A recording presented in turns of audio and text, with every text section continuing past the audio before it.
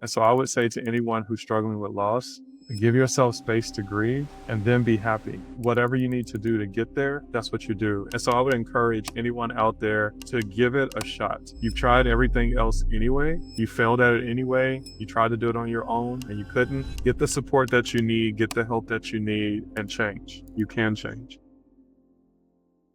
Hey everyone, I have here Slater. He is a brother from the implementation program, and he's willing to share his experience on his reboot journey so far. So, brother, can you tell us a little bit about yourself and how you came across the reboot program? Well, I came across the Reboot program.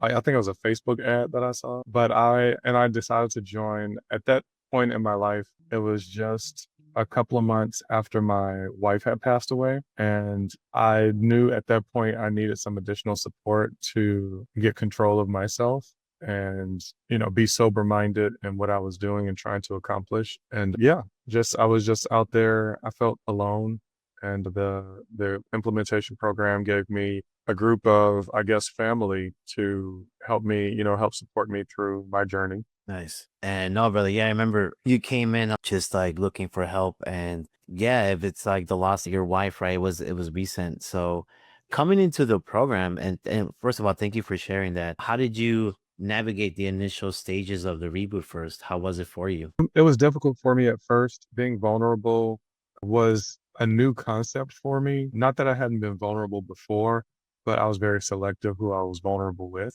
And just coming into a group of a bunch of people I didn't know who didn't know me. And it was just kind of expected that you would open up and be yourself and, get the help was very difficult for me. And I had to wrestle a lot in my mind, especially with like the first tool was get a rubber band. And I'm like, okay, this is silly. But once I actually did it, then I started to see how things started to shift in my mind. And yeah, at that point, I started to navigate like, got some accountability partners. I have like three of them now, and just started to go forward with the program. I said, the least I could do is give it a shot.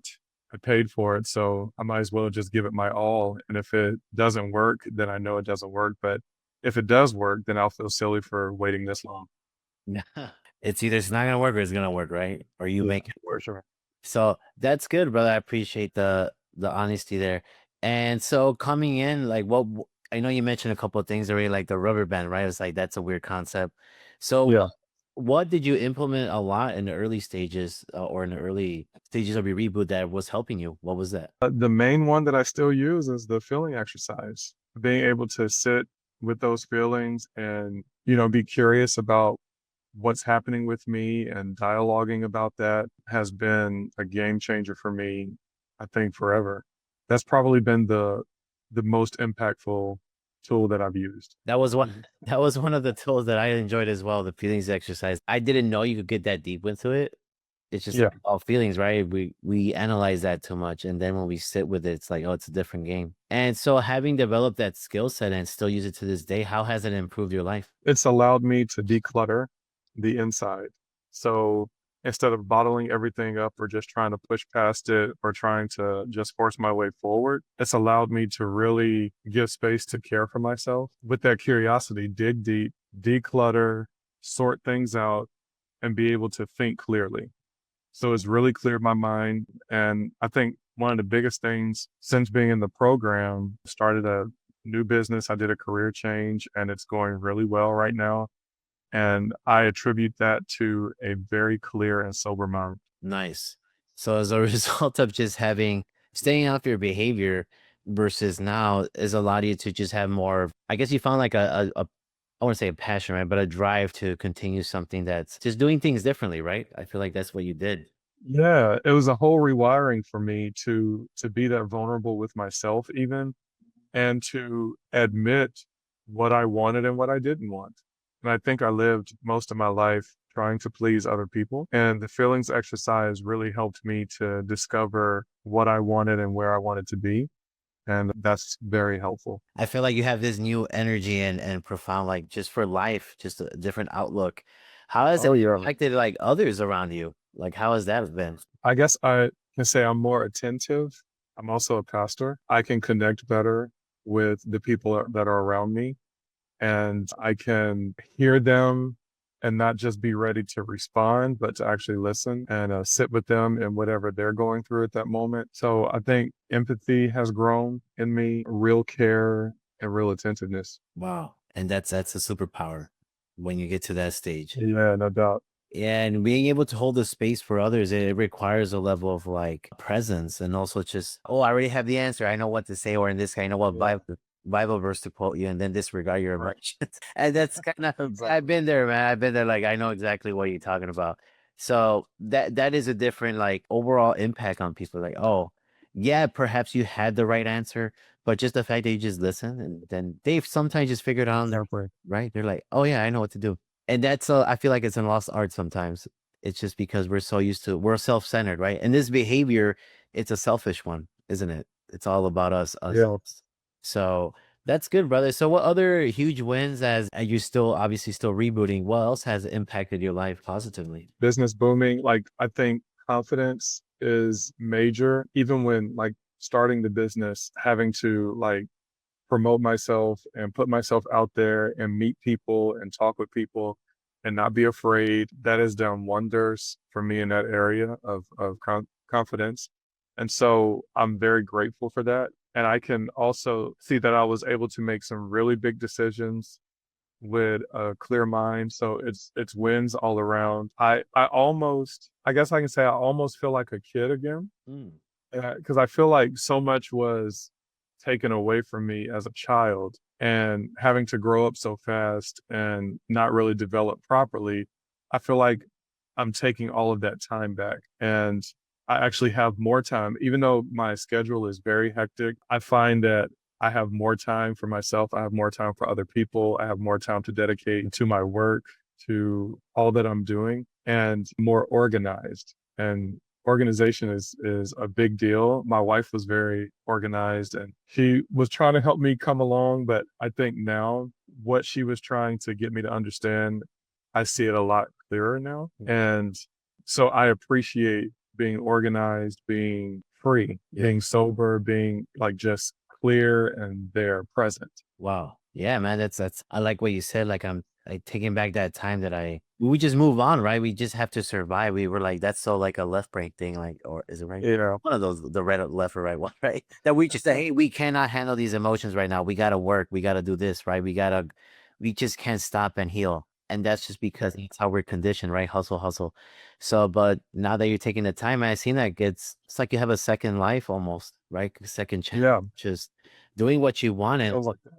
And like you said, like your schedule is still like booked, but it's more like what you want, right? It's not being because you're not just there living, right? It's not because, oh, I have to do this because I'm just I'm waiting till I die, basically, right?